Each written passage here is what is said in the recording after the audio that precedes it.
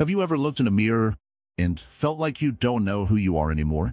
Why do we give so much to the world and forget to keep a little for ourselves? How often do we lose our true self just to fit in, to be liked, to survive in this noisy world? Imagine a person walking every day with a heavy mask. They smile when they're hurting, agree when they want to scream, and pretend when they want to rest. One day, they forget what their real face even looks like. That's what happens when we slowly lose ourselves. This video is for everyone who has ever felt tired, empty, or unsure of who they've become. It's a reminder, through simple Buddhist wisdom, that you are not broken. You're just buried under too much noise. And it's time to return to yourself.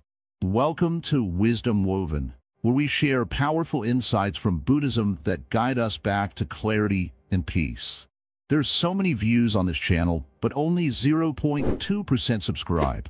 So please, if you feel this video is helping you, even a little, like, comment, share, and subscribe to our channel. It really means a lot and helps us continue sharing this wisdom with others who need it. In Buddhism, losing yourself isn't seen as failure. It's seen as a call to wake up. The Buddha taught that we suffer because we cling to things that change. Our roles, looks, titles, and relationships. When we attach our identity to what doesn't last, we feel lost when those things go away. To not lose yourself, you first need to know who you really are, not what you do, what you own, or what people say about you. Beneath it all is a calm, aware mind. In Buddhism, that's called citta, the pure state of consciousness. It's not angry, jealous, or confused. It just is. But the modern world pulls us away from that center. Social media tells us who to be, or it tells us we are not enough. People's opinions make us question our worth. We drift and drift until we forget where we began. That's why Buddhist practice starts with mindfulness. Just sitting with yourself without distraction, watching your thoughts, feeling your breath. These small moments bring you back home. You don't need to become someone else. You just need to remember who you were before the world told you who to be. Stay with this series. Each part will take you closer to your center. You're not alone on this path. Let's begin. Come close, child. Sit. Breathe. Let me tell you something that may sound strange at first. The person you think you are is not really who you are. You see, most people spend their whole life building something called a self. A name, a face, a title, a role, a story. I am this. I am that. This is what I like.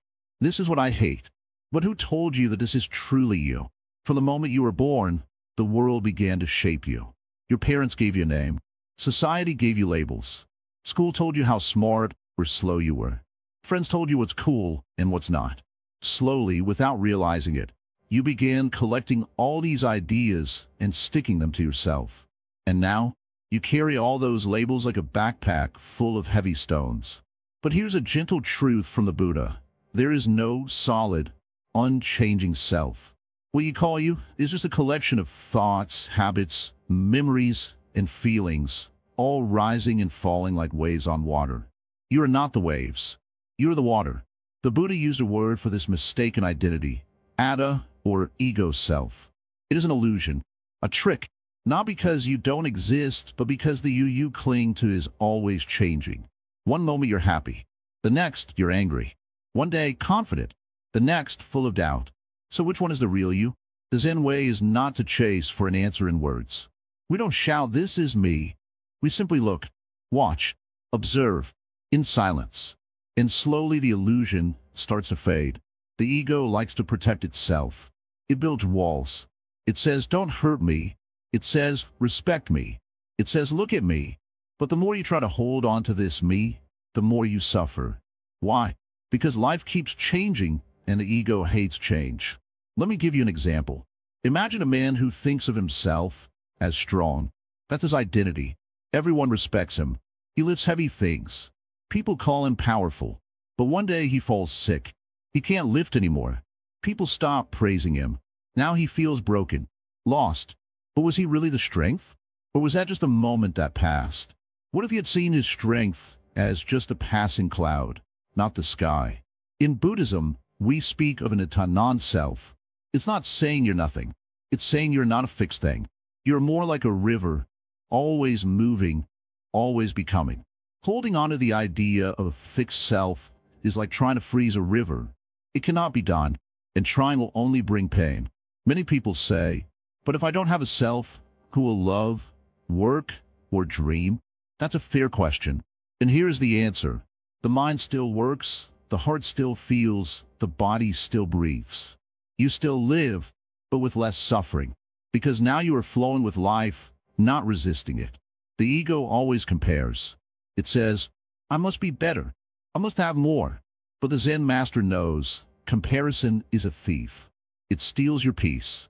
Why look at others when your own heart is right here? Every time you feel anger, ask, who is angry? Every time you feel pride, ask, who is proud? Look inside. Can you find this sigh? You'll find thoughts, feelings, maybe a story, but no fixed person.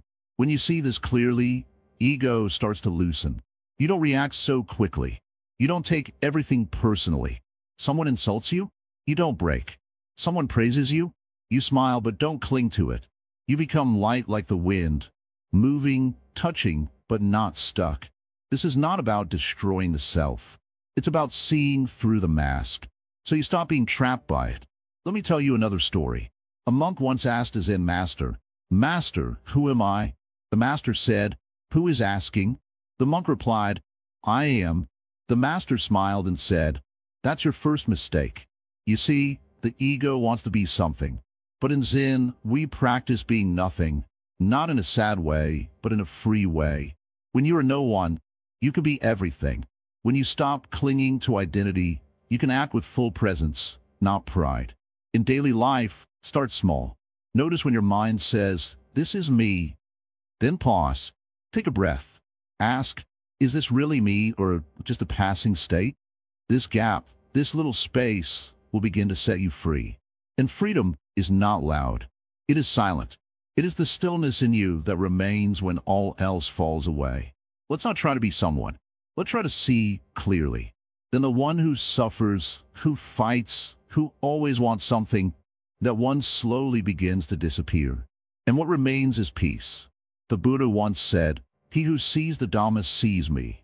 Dhamma means truth, not a story, not an identity, just what is. When you see things as they are, not through the lens of ego, you begin to return to your natural self. The self that doesn't need to be perfect, doesn't need to prove anything, and doesn't fear losing. Because now you understand, there is nothing to lose. You are already whole. Sit with that, not as an idea, but as a truth in your bones. Do not chase the ego. Do not fight it. Just see it for what it is, a visitor, not the owner of your house. Let the visitor come. Let it go. And you stay rooted, aware, present. This is the beginning of unmasking. This is how you stop losing yourself. Not by becoming more, but by becoming less attached to what you are not. Now breathe. Let's walk this path together. Quietly, gently, and meet ourselves perhaps for the very first time. Chasing shadows, the cost of external validation. Cool me. Sit by the old tree. Let the wind brush your face. Let's speak honestly today. Why do so many people feel empty, even when they seem to have everything? A man gets hundreds of likes on a post, yet feels alone. A woman receives compliments every day, yet doubts herself at night. A boy scores top marks and still cries in the dark. Why? Because they are chasing shadows. In this world, most people are hungry for one thing: validation, approval, praise, applause. Someone to say, you're good, you matter, you are enough. But let me tell you something softly. When you need others to tell you who you are, you will forget who you really are. External validation is like chasing your shadow under the sun. No matter how fast you run, it stays just out of reach. You may feel close to it, but you never truly catch it. The Buddha saw this long ago. He taught that craving leads to suffering. And one of the most dangerous cravings is the desire to be seen, liked, and accepted. Now you may ask, Master, is it wrong to want love? To want appreciation? No, child. Love is beautiful. Being valued is a natural joy. But when your peace depends on it, when your self-worth rises and falls based on others' words, you're no longer living freely. You are now a puppet dancing for applause. That's how you lose yourself. You start dressing for others, speaking for others, pretending for others. You laugh when you don't feel joy. You stay silent when your soul wants to scream. Slowly, you disappear, and a mask takes your place. Let me tell you a small story. There was once a monk who lived in a forest. He was calm, wise, and joyful. One day, a man from the city came to see him. The man said, "Master, you are so wise. You should teach in the city. So many people will admire you." The monk smiled and said, "If I go to the city for admiration, then I must also cry when they forget me. I would rather stay here, where my joy is not bought by applause." Do you see the depth in his words? Most people live like beggars, begging for validation. A little like, a small good job, a "you're beautiful," and if they don't get it, they feel unworthy. But the Zen path teaches a different way. We say, do not decorate your outside if your inside is empty. First, know your worth without noise. Stand before a mirror, not to admire your looks, but to see beyond the face. Look into your own eyes and ask, do I like myself when no one is looking? Can you answer yes? The world is full of mirrors, but none of them show you yourself. They only reflect what others want to see. Some will call you kind. Others will call you cold. One day you're amazing, the next you're ignored. If your peace depends on these mirrors, you will always be broken. The Buddha taught, one who conquers himself is greater than one who conquers 1,000 in battle. That means your real power is not in pleasing others. It is in knowing who you are and being that without shame. Think of a tree. It stands firm whether people sit in its shade or walk past it. It does not shrink when ignored, and it does not swell when praised. It simply is. Be like that. Now let's go deeper. Where does this hunger for validation come from? From fear, from old wounds. As children, many were told, be quiet, be better, you're not enough. So they grew up believing they must perform to be loved. They wore masks to survive. But survival is not the same as living. Healing begins when you ask, who am I when no one claps? That is the seed of true freedom. In Buddhism, we practice equanimity, a deep, balanced state of mind. When someone praises you, smile. When someone criticizes you, bow. But do not let either stick to you. They are only passing clouds. Let me tell you a truth that changed many hearts. Not everyone will see you clearly. Not everyone will understand you.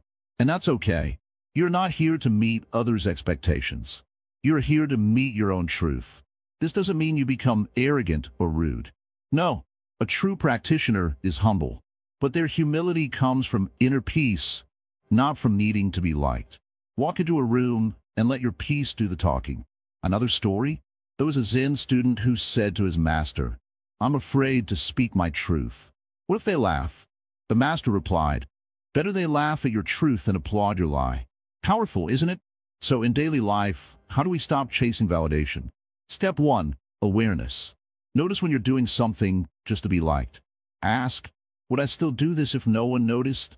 Step 2, practice silence. Spend time away from the noise. No likes, no followers, just your breath and your thoughts. Step 3, give yourself what you seek. Want kindness? Be kind to yourself. Want praise? Acknowledge your own efforts. You don't need permission to love yourself. And always remember this. The moon does not care who looks at it. It shines anyway. Be the same. Shine not to be seen, but because that's your nature.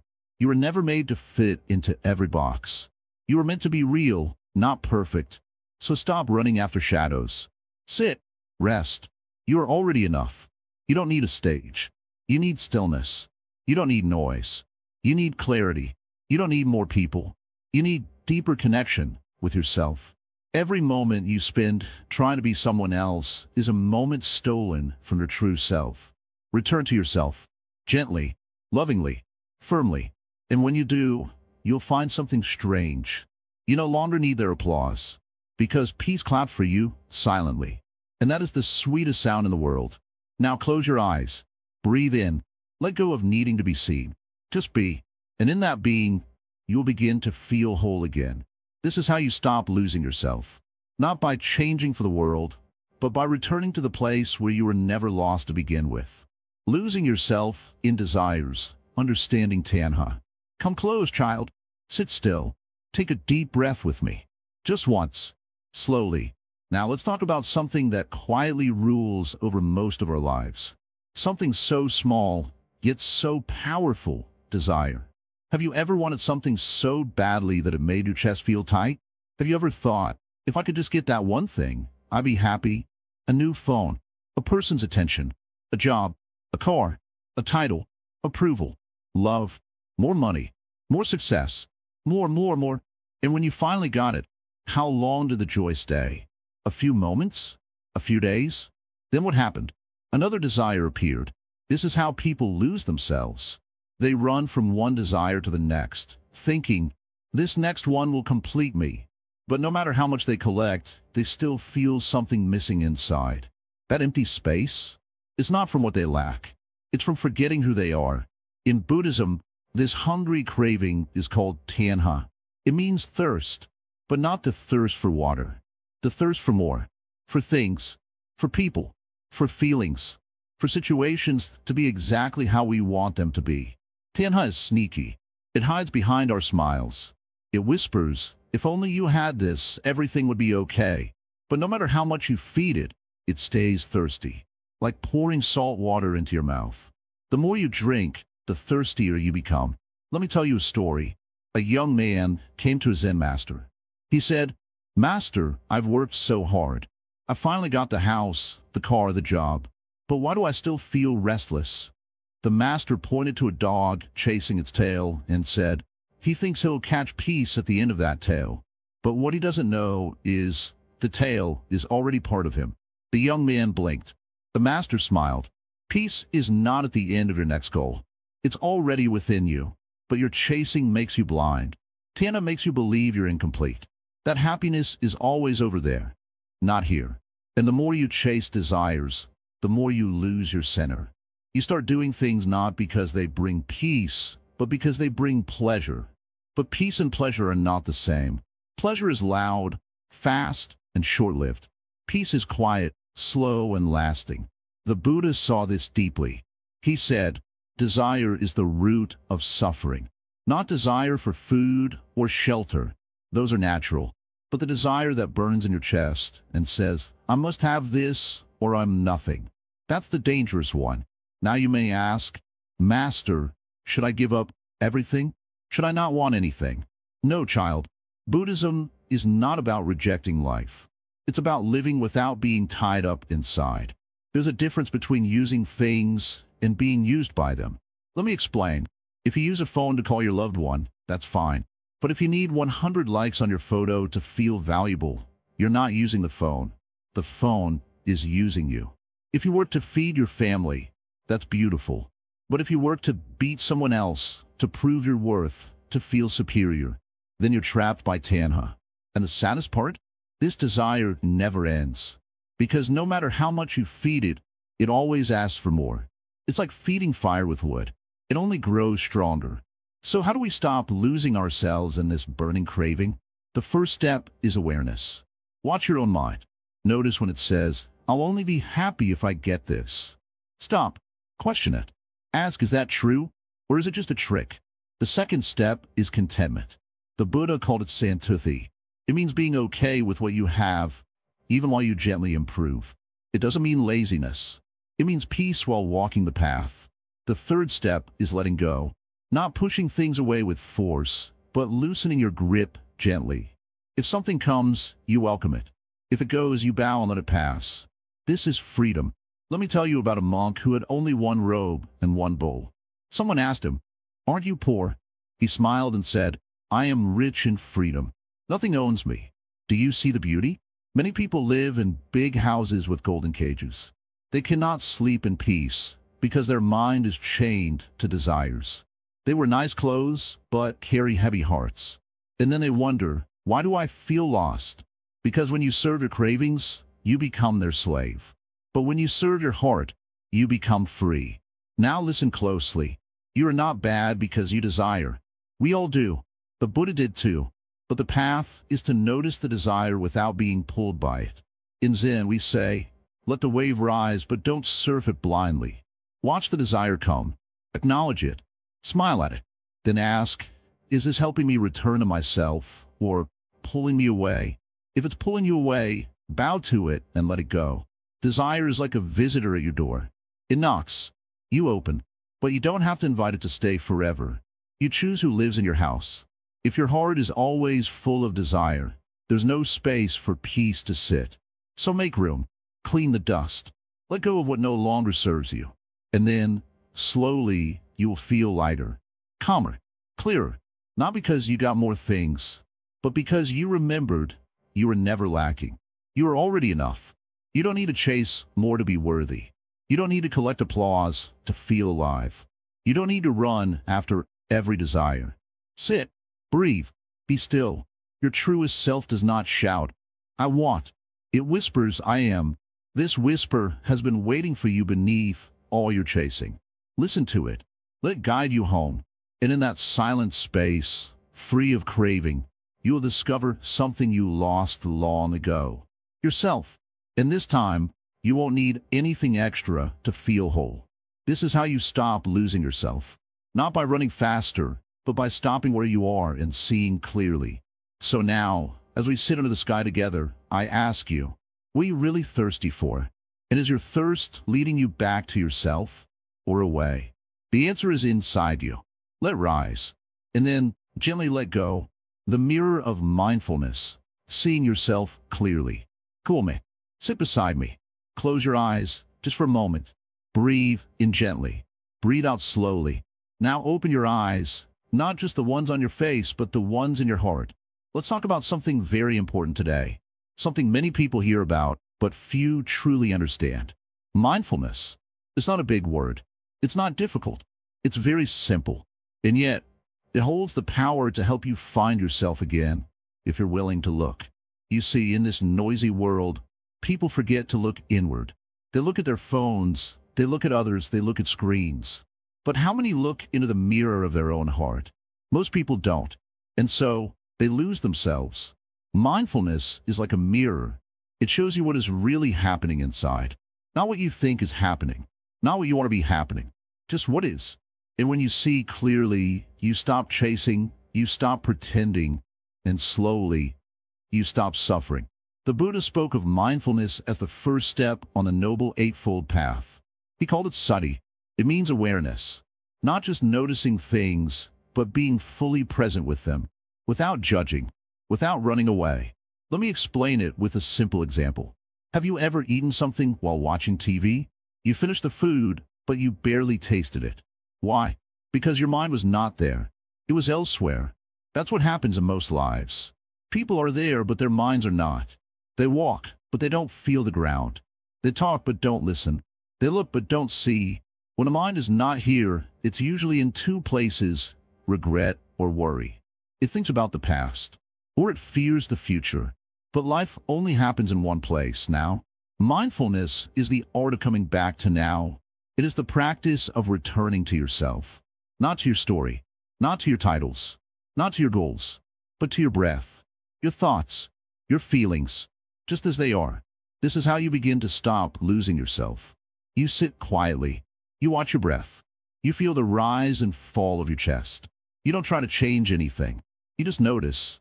And in that noticing, something magical happens. You begin to see. You see how thoughts come and go, like clouds in the sky.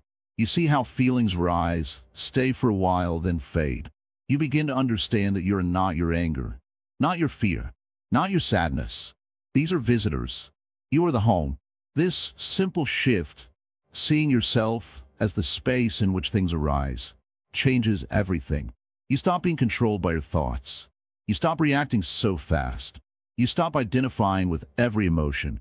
And for the first time, you breathe. Really breathe. Let me tell you a story. A student came to a Zen Master and said, "Master, I keep getting angry. I want to stop." The Master said, "Good. Sit and watch the anger when it comes. Don't fight it. Don't feed it. Just be with it." The student said, "But it's so strong. I feel like I'm the anger." The Master smiled and said, "No, you're the sky. Anger is just a passing storm. It can shake you, but it cannot be you. Do you understand, child? Mindfulness teaches you this. that you are not your storm. You are the sky, but the sky forgets itself when it's full of noise. So we sit, we breathe, we return. This is not easy. The mind is like a wild monkey. It jumps, it screams, it wants to escape. But every time you bring your attention back to this moment, you are training the monkey to sit quietly. That's why we practice.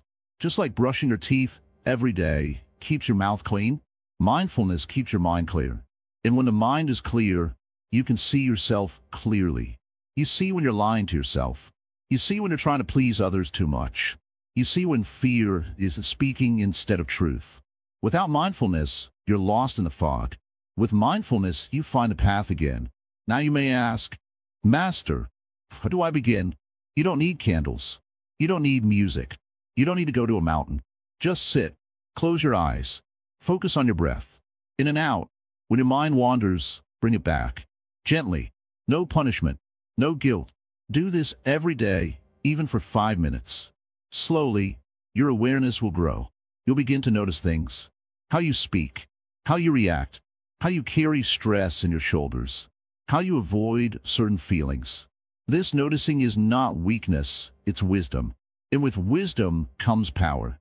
Not the power to control others, but the power to stop being controlled by habits, by fear, by the past.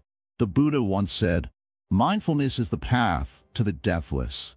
He meant that when you're mindful, you live deeply, fully. And in that deep living, you stop fearing death. Because every moment becomes a complete life in itself. No more rushing, no more craving, just being. And in that being, you begin to meet yourself again. Not the version the world sees, but the quiet, calm center within. The part of you that was always there, waiting. So, the next time you feel lost, don't run to distractions. Don't drown in noise. Sit, breathe, be with yourself, and watch. Watch the breath. Watch the thoughts.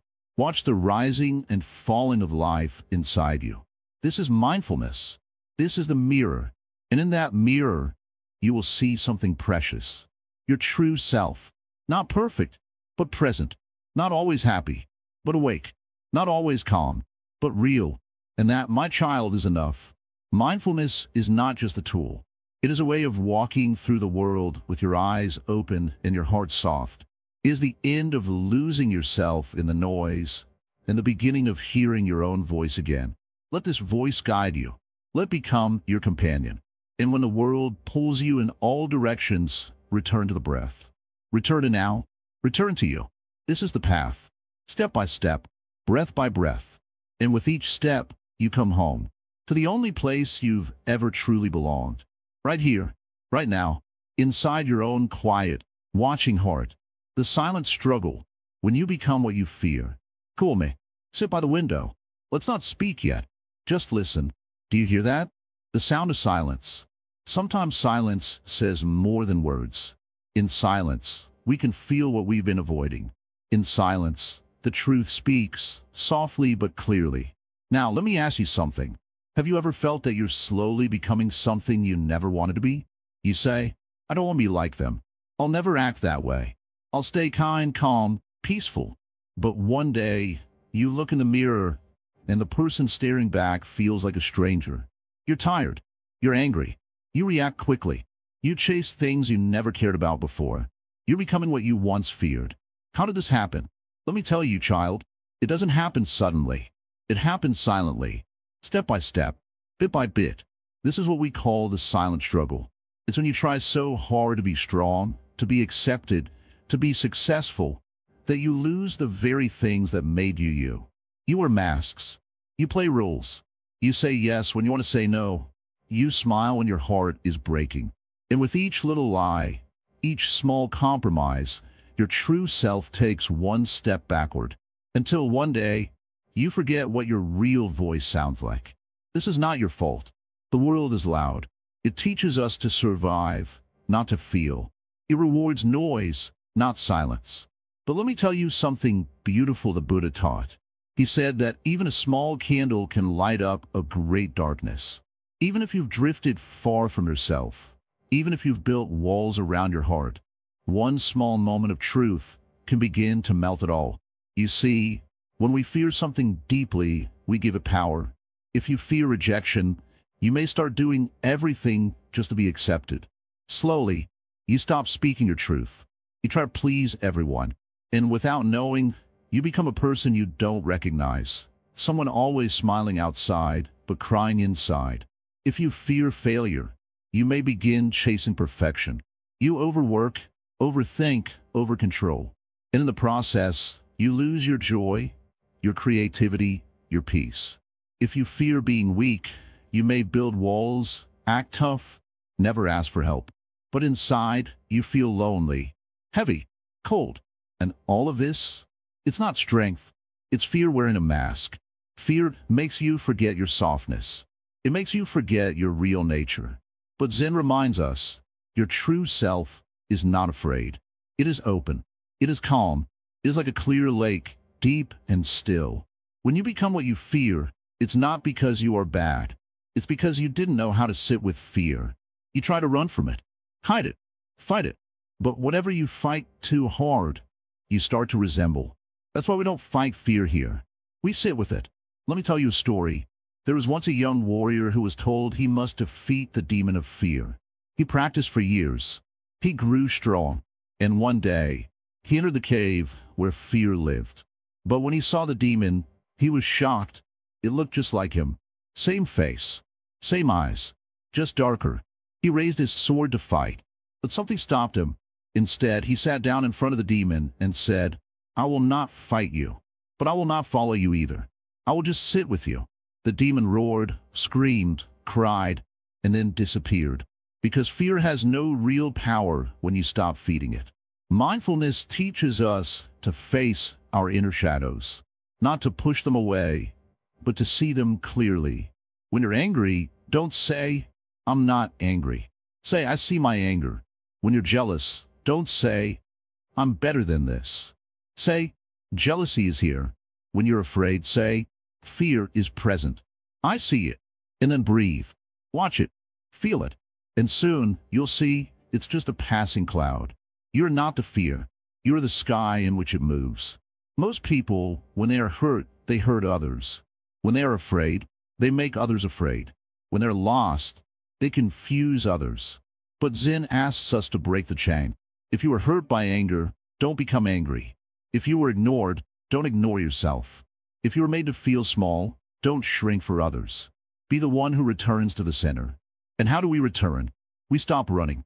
We stop reacting. We sit. We sit and breathe and feel. This sitting may look like nothing, but it is everything. Because in stillness, you begin to hear the voice you forgot. The voice that says, "You are not your pain. You are not your fear. You are not what the world made you. You're something deeper." And that something is still there. It's not gone, just covered. And each moment of awareness is like cleaning a window. Wipe by wipe, your light shines again. Yes, the world will keep trying to shape you. People will pull you, push you, label you. But you can smile, you can bow, and you can walk your path. Not because you are perfect, but because you are aware. And awareness is more powerful than any fear. It's okay to feel lost. It's okay to not know. But don't become the fear. Don't wear it as your skin. Take off, slowly, gently, and return to your breath, to your truth, to the part of you that was never afraid to begin with. That part is waiting, and it misses you. So come back. Come back to yourself. Not with force, not with judgment, but with quiet love. Because no matter how far you've drifted, your true self has never left. It's right here, right now, listening with you, breathing with you, and smiling softly as you remember. This is how we stop becoming what we fear. Not by fighting, but by seeing. Not by reacting, but by resting. Not by shouting, but by being silent and strong in that silence. Let this be your turning point. Let this be your return. The struggle may be silent, but your healing can be, too. The path of right view, rebuilding inner alignment. Come closer, child. Let the wind settle. Let the noise soften. Today we walk gently towards seeing things the right way. There's a reason why people lose themselves so easily. It's not because they are weak. It's because they are confused. They look at the world through eyes full of fear, pain, desire, and old wounds.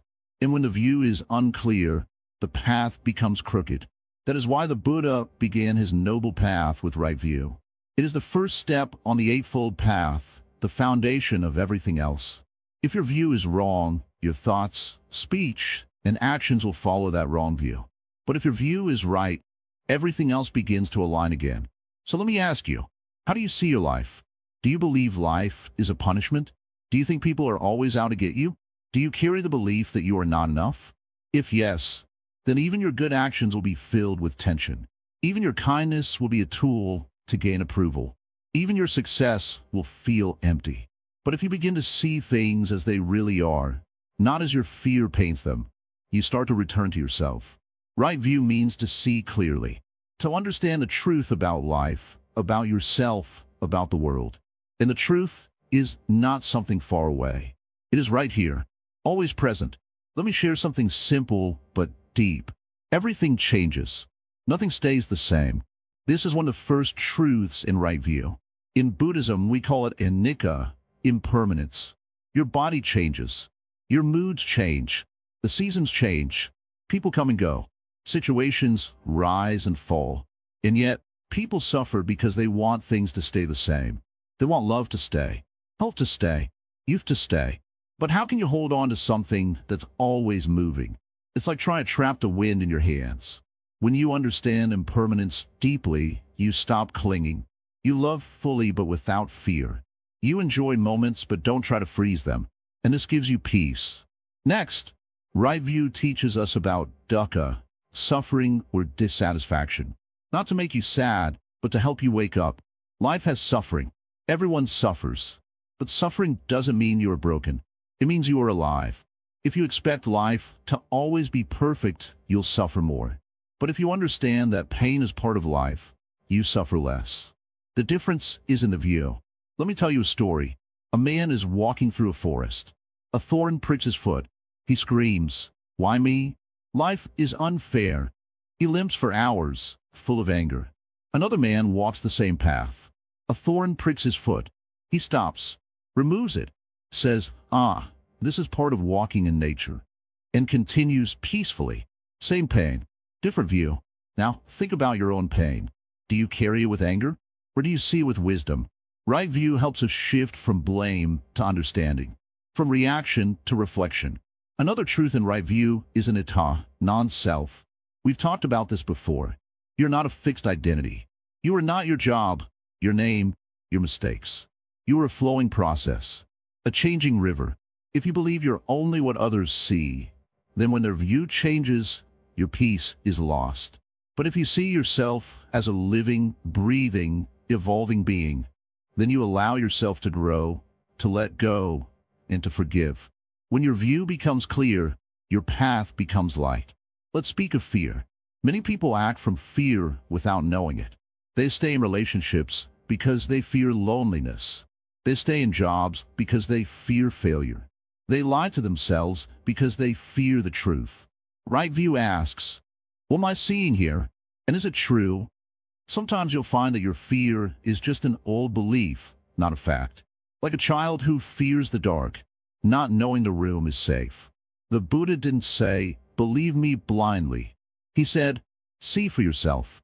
This is right view, a view that is built from wisdom, not just emotion. But child, let me be honest, seeing clearly is not always easy. It means you may see things you didn't want to admit.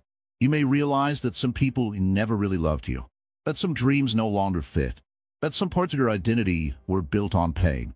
But do not be afraid, because seeing clearly is the beginning of healing. The Zen Master says, better to see a painful truth than live in a sweet illusion, because illusions may comfort you, but they never nourish you. Only truth does that. So how do you begin to build right view? First, question what you believe. Ask, is this true? Is this helping me grow? Is this my view, or someone else's that I borrowed? Second, observe life without rushing to judge. When something goes wrong, don't say, this is bad. Just say, let me watch. Often, time will reveal the deeper meaning. Third, spend time in silence. When you are quiet, the noise of wrong views fades, and clarity rises like the sun. Let me give you an example. A woman came to me crying. She said, "I'm not good enough. No one loves me." I asked, "Who told you this?" She paused. "My father. When I was little." She had carried that belief like a rock in her heart for 20 years. But when she saw that it was not her truth, but his pain, she began to let it go. That's the power of right view. It untangles the knots inside. You begin to ask, do I need to keep believing this? Does this thought help me live in peace? Or is it time to see with new eyes? And slowly, you return, not to the person others wanted you to be, but to the person you already are, beneath all the lies and labels. Child, listen, you are not broken. You are simply clouded, like a mirror covered in dust. Right view is the gentle cloth that clears it.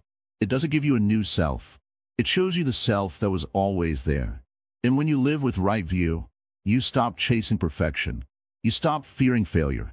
You stop comparing. You start breathing fully again. You become grounded, calm, real.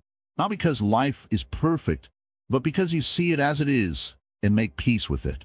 This is the beginning of true freedom. So today, take one small step. Notice your thoughts. Question your beliefs. Sit with your feelings.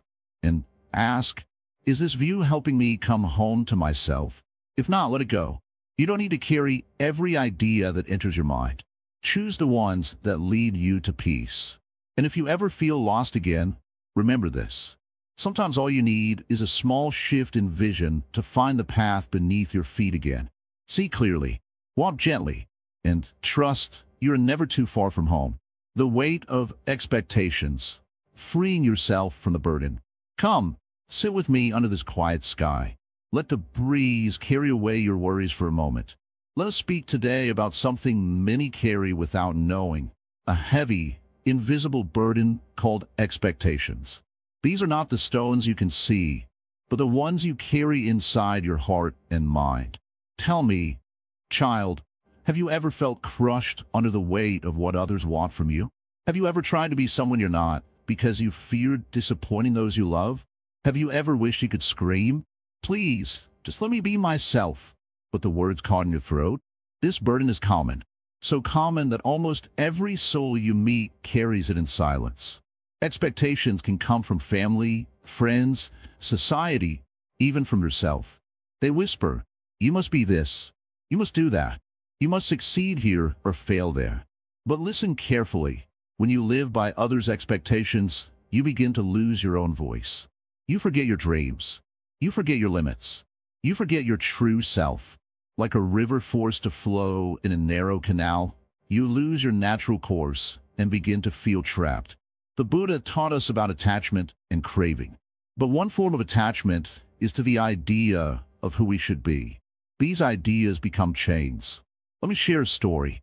Once, there was a young artist who loved to paint the quiet beauty of the forest. But her parents wanted her to become a doctor. They said, this is better, more secure, more respected. The artist tried to study medicine, but her heart wasn't in it.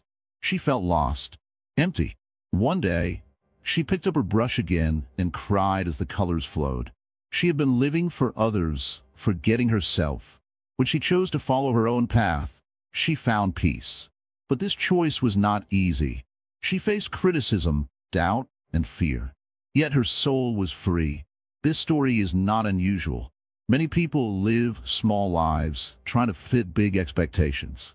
They say yes when they want to say no. They wear masks to hide their fears of rejection. But Zen teaches us something important. Freedom comes when you gently say no to what is not yours. Not with anger or rebellion, but with calm clarity. Imagine a bird born to fly in open skies, but kept in a golden cage. The cage may be beautiful, but the bird will never be whole until it flies free. Expectations are like that cage. Even the nicest cage is still a cage. You may please others for a while, but inside you will feel a quiet ache, a whisper that says, this is not me. So, how do we free ourselves? First, we must see the expectations. Be mindful of the voice inside that says, I have to or I should. Ask, whose voice is this? Mine or someone else's? Often, you'll find you carry ideas that belong to your parents, your teachers, your culture, or even old fears. Recognizing this is the first step. Next, Practice compassion, not just for others, but for yourself. It's okay to feel torn. It's okay to want to please and still want to be free. You are human. The Buddha said, do not harm yourself to satisfy others. This means honoring your limits, saying no when you need to, saying yes when your heart agrees, and most importantly, learning to listen to your own voice. A voice that whispers truth, not demand. A voice that says, I am enough as I am. When you begin to listen, you create space inside. Space to breathe, space to grow, space to be. Sometimes, letting go of expectations means letting go of guilt. You may fear disappointing others. But remember, no one benefits when you lose yourself trying to please. True love supports freedom. True respect honors your choices. If someone leaves because you say no, that is their path, not yours. You cannot carry their expectations forever. Now, think about your own expectations towards yourself. Are you pushing yourself too hard? Are you chasing a perfect image? Are you forgetting that you're allowed to rest, to fail, to be imperfect? Self-expectations can be the hardest chains. Be gentle with yourself. You are a work in progress, not a finished product. Allow yourself to be human. This is the essence of Zen kindness. Now, I want you to imagine a heavy backpack, filled with stones of all sizes. Each stone is an expectation. With every step, it weighs you down. Now imagine taking off that backpack. Feel the relief. Feel the lightness.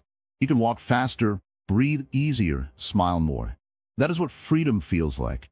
And it begins with awareness and choice. Not rejection of responsibility, but the choice to carry only what is truly yours. To honor your path. To live authentically. This is how you stop losing yourself. By saying yes to you. By loving yourself enough to let go. By embracing the freedom to be imperfect and whole. So when the world asks you to be someone else, remember the bird. Remember the river. Remember the quiet voice inside. And choose. Choose yourself. Because in the end, that is the greatest act of love.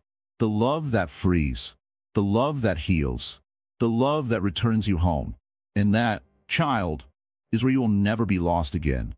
Sit with that truth. Breathe. And know you are enough. Come, child. Sit beside me. Let's be still for a few moments. Let your breath settle. Let your thoughts calm. Feel the earth beneath you. Feel the peace already present in this moment. Today, I want to speak to you about something that steals away peace more quietly than any storm. Something that turns your joy into pain, your confidence into doubt. It is the habit of comparison. Yes, comparison. The invisible thief. It enters your mind when you look at someone else and think, they are better than me. It whispers when you scroll through photos and think, they're happier than me. It stings when someone gets praise and you feel left out. Comparison is so common, yet so poisonous. Let me ask you this. Have you ever felt good about something, but then someone else did it better, and suddenly your joy disappeared? Why does this happen? Because your peace was tied to being the best, not to being true. But Zen teaches us, you are not them, and they are not you. You're on your own path. You have your own rhythm, your own season, your own sun and shade. No two flowers bloom the same way. No two stars shine in the same pattern. So why should your journey look like anyone else's? Let me tell you a story. A bamboo tree and a cherry blossom once grew side by side. The cherry blossom bloomed early each spring, its flowers admired by all. The bamboo stayed green all year, quiet and strong. One day, the cherry blossom asked, "Don't you feel jealous that people come to see me bloom and not you?"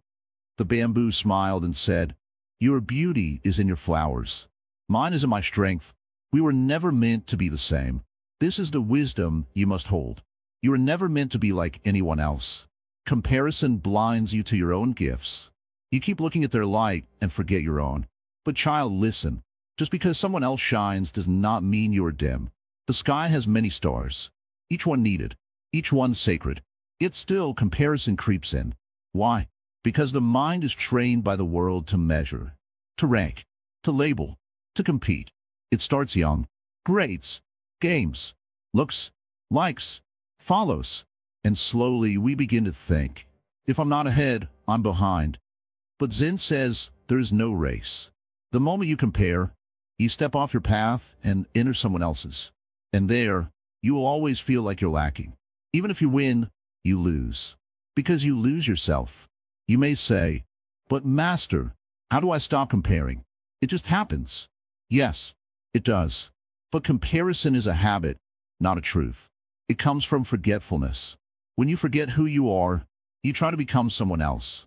But the more you remember your nature, the less you need to compare. Mindfulness helps you return. When you see someone doing well, and the jealousy rises, don't push it away. Just breathe and watch it. Say to yourself, jealousy is here.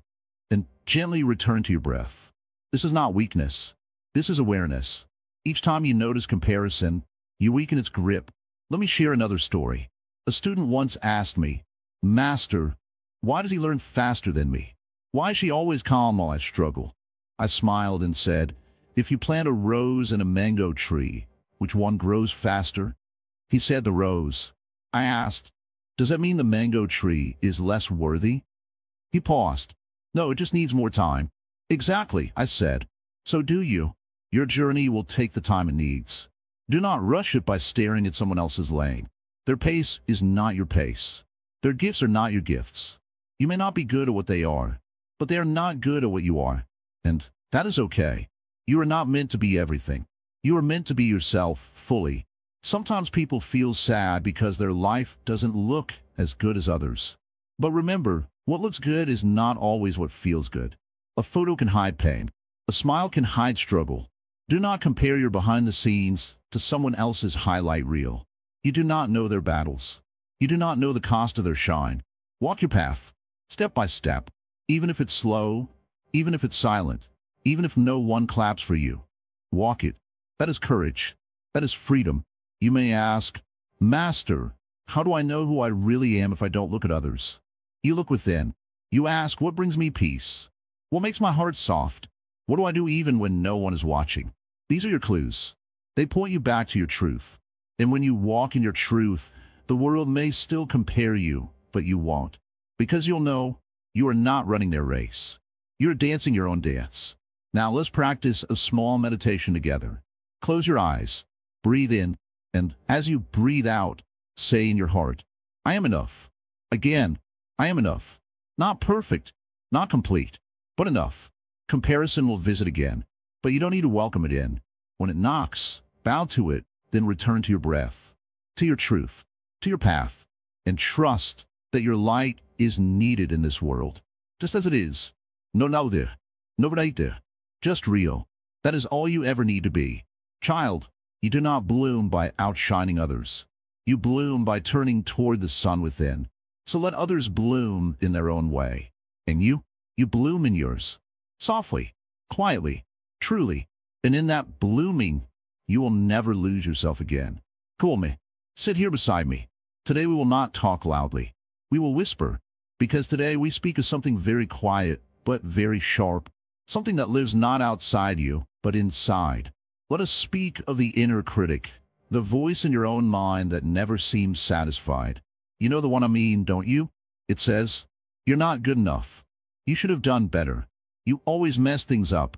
No one really cares about you." Yes, that voice. You hear it when you look in the mirror. You hear it when you make a mistake. You hear it when you feel left behind, or when others succeed. This voice doesn't shout. It whispers. But whispers are like knives. And over time, they cut you. Not where anyone else can see, but deep within your heart. And slowly, very slowly, you begin to believe it. You begin to think, maybe I'm not enough. Maybe I'll never be happy. Maybe there's something wrong with me. But child, listen closely. This voice is not your truth. It is only a habit, a shadow, a leftover memory of old pain. You are not born hating yourself. You are not born judging every step you take. This voice was learned from harsh words, from past rejection, from fear, from trying to be perfect in a world that often punishes softness. But anything learned can be unlearned. Let's begin. First, understand this. The inner critic is not the enemy. It thinks it is helping you. Strange, isn't it? It criticizes because it believes that if you're harder on yourself, you'll never get hurt again. It says, be better, be tougher, don't show weakness, so no one else can shame you. But what it doesn't know is that its words are what hurt the most. You don't need to fight this voice. You need to listen, then gently correct it. Let's say you spill something and the voice says, "Ugh, you're so clumsy." You don't yell back. You pause and say, "No, I made a mistake. That's human. I'm allowed." You see, you don't feed it, but you don't obey it either. You meet it with kind truth. Let me give you an example. Imagine a small child learning to walk. She falls again and again. But does anyone say, "You're so stupid for falling"? No, we encourage her. We help her up. We say, "It's okay, try again." Now, think, why do you not speak to yourself like that? Why do you treat your own heart with harshness when it needs gentleness? This is what Zen asks us to see. The voice inside, if left unchecked, becomes the main reason we suffer. Not because life is cruel, but because we don't know how to be kind to ourselves. Child, you need your own love more than anyone else's. Others may support you. They may cheer you on. But if your own voice is unkind, their kindness will never feel enough. That is why the Buddha taught right speech. But he also meant inner speech. What you say to yourself matters. It shapes your world. So now ask yourself this. What kind of voice lives inside me? Is it gentle, like a friend? Or is it harsh, like a judge? Most people have a judge, but they can raise a friend if they learn how. Let me tell you a small story. A man came to me and said, "Master, I can't meditate. My mind keeps saying I'm failing." I asked, "When did you start believing that silence had to be perfect?" He was quiet. Then I said, "Sit.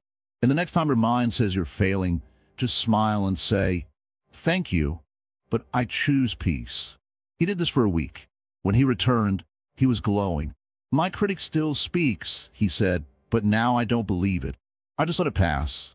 This is how we begin healing. Not by removing the voice, but by changing our relationship with it. Let the voice talk. Let it try to bring old shame. But you watch it. You say, "I see you. I know where you came from. But I don't follow you anymore." This is the power of awareness. It's like sitting by a river. The thoughts flow, but you don't jump in. You stay on the bank, watching, breathing, calm. And over time, the voice grows quieter. Now let us speak of self-compassion. Compassion is not weakness. It is strength wrapped in softness. When you are tired, let yourself rest. When you are sad, let yourself feel. When you make mistakes, forgive quickly. When you fall, hold your own hand. Do not wait for someone else to love you enough to feel worthy. Your love, your voice, your kindness is enough. You don't need to become someone better to deserve peace. You just need to remember who you truly are. A being of awareness. A being of light. A being of breath and stillness and beauty. You may ask, "But how can I feel this when I've hated myself for so long?" And I will say, gently, slowly, one breath at a time. Start each morning with one kind sentence. "I'm allowed to be gentle with myself today." Even if you don't believe it at first, say it anyway. Because the mind is like a garden. If you keep planting kind seeds, they will grow. Maybe not in a day, maybe not in a week, but one day, you'll wake up and the harshness will feel strange, like an old coat you don't need anymore. And that day, you will feel light. You will walk not in shame, but in dignity. You will no longer need to prove anything. You will simply be. This is what it means to not lose yourself. Not to be perfect, not to be fearless, but to stop treating your own heart like an enemy. To stand by your side when the world doesn't. To speak kindly in the dark. To be your own home. Child, I know the path is hard. I know your critic feels loud, but it is not stronger than your awareness. Each time you choose kindness over harshness, you win. Each time you say, "I made a mistake, but I am not a mistake," you return home. And each time you forgive yourself, you begin again. So tonight, when a voice comes again, smile softly. Place a hand on your heart and whisper, "I hear you, but I choose peace." And let that peace be your guide back to yourself. Not someday, but now, in this breath, in this moment, in this truth. Come here, child. Sit down in peace. No rules. No need to say anything. Just listen. Your story is heavy, isn't it? The pain you've carried. The memories that visit you in the night. The moments when people misunderstood you, left you, blamed you. You think about it often, don't you? Again and again. You go back to what they said. You replay the moment you failed. You relive that time when someone broke your heart, or when life took something precious from you. You may smile on the outside, but inside, you carry it all, quietly, constantly. That story, that long, tangled story you keep telling yourself. I was never enough. People always leave me. I'm the one who gets hurt. I never do anything right. I have to be perfect to be loved. I was damaged by what happened. You whisper these things inside your head. Not always loudly, but they are there, woven into your thoughts, hidden behind your actions, shaping how you see yourself. But child, let me ask you today, what if your story is not the truth? What if it's just a memory, not your identity? What if you don't need to carry it anymore? What if you could set it down, just for a moment, and breathe without the weight of it? You see, the past is real. Yes, what happened, happened. We do not deny that pain. But Zen teaches, the finger that points to the moon is not the moon. Your story is not you. It only points to something that happened. But you are more than what happened. Let me tell you a story. There was once a monk who carried a beautiful glass bowl everywhere. He polished it, protected it, and showed it to all. This bowl is my treasure, he said. One day it slipped and broke. He fell to the floor in tears. I have lost my value, he said. The master came and said, you carried the bowl, but the bowl was never you. You are always whole. The bowl was just a chapter, not your soul. Child, your story is like that bowl. Precious? Yes, but not you. You carry it, but you are not it. Now, listen to this teaching. The self is not a fixed thing. You are not frozen in your past. You are a river, always flowing, always changing. If you hold on to old pain and say, this is who I am, then you stop flowing. You become stuck, heavy, afraid. But Zen asks you to be like water. Water doesn't cling. It moves. Around stones. Through roots. Over cliffs. It adapts, flows, continues. You can too. But first, you must stop feeding the old story. Every time you repeat it, every time you attach to it, you bring it back to life. But you have a choice. You can observe it instead. You can say, this memory is rising. I see it. I honor it. But I do not need to become it again. It's like a cloud in the sky. You see it, but you don't hold it. Let it pass. Let me show you something simple. Place your hand over your heart. Feel it beating? That's the present. That's now. Your pain may be old, but your life is still here, still moving. Every heartbeat is a chance to begin again. But many people miss it because they're trapped in stories. Stories of betrayal, of failure, of rejection, of not being seen. They build their identity around these stories. They think, this is who I am. But that's like saying, because I tripped once, I will never walk again. No, you tripped, but you stood. You healed. You kept walking. And you deserve to walk freely now. So ask yourself, what story am I still telling that's keeping me small?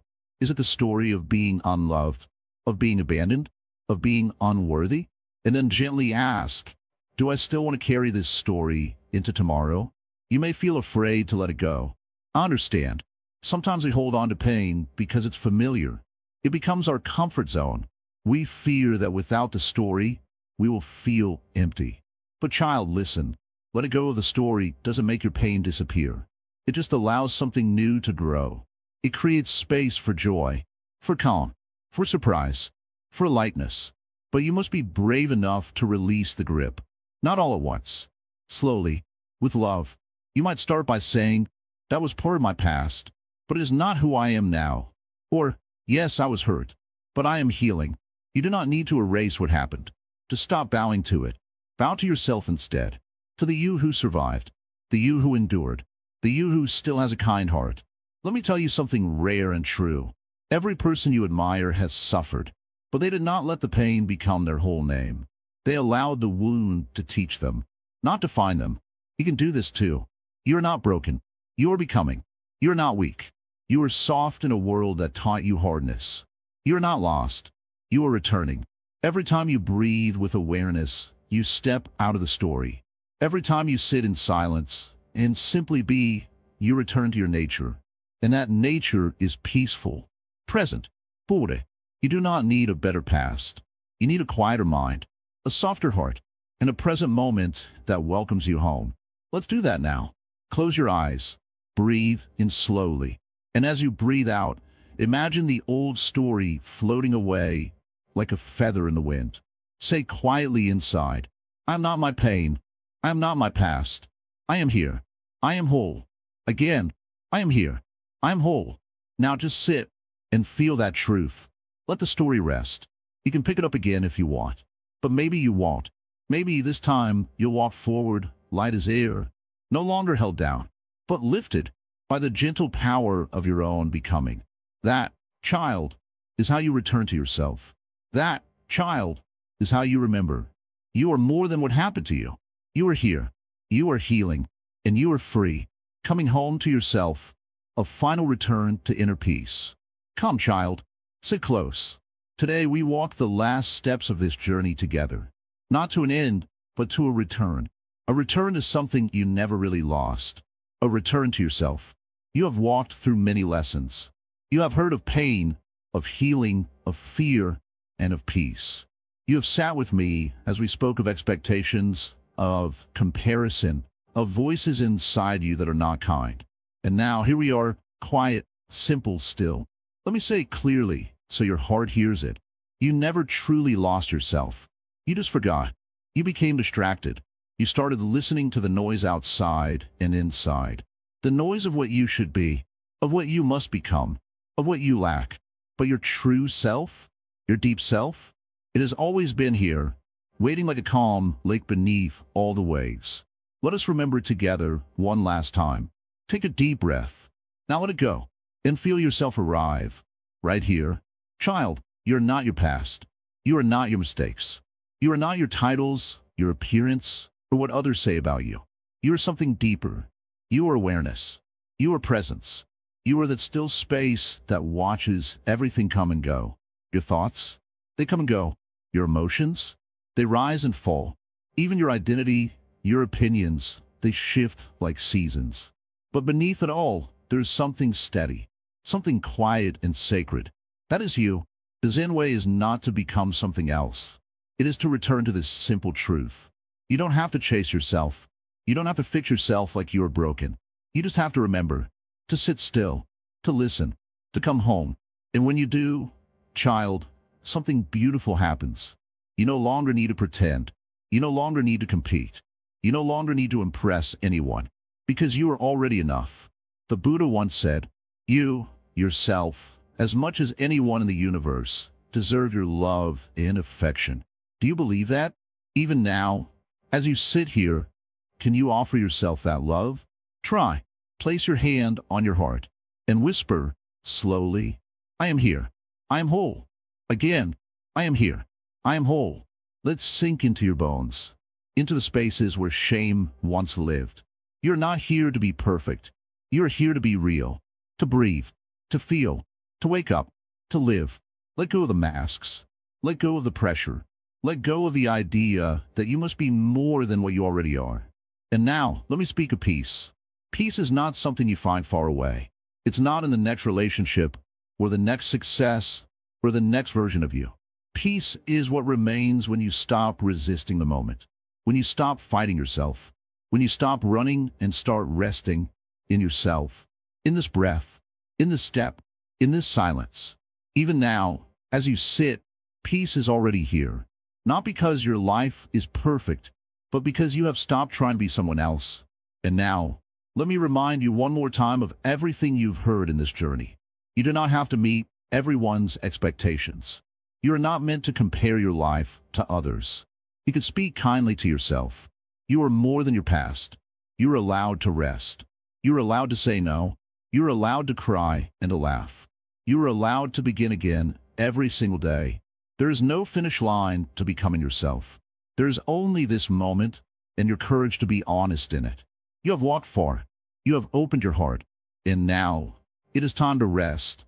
Not because the world is perfect, but because your spirit is ready. You're not behind. You're not late. You are right on time for your own becoming. So sit quietly. Feel your breath. No need to chase. Just be. Let life unfold. Let yourself be held. Not by anyone else, but by your own gentle presence. This is what it means to not lose yourself, to stand in the middle of chaos and still know your center, to hear many voices but listen to the quiet one within, to face fear but choose love instead. And now, child, before we end, I want to say this. You are not alone. So many walk this path. So many fall and rise again. So many forget, then remember again.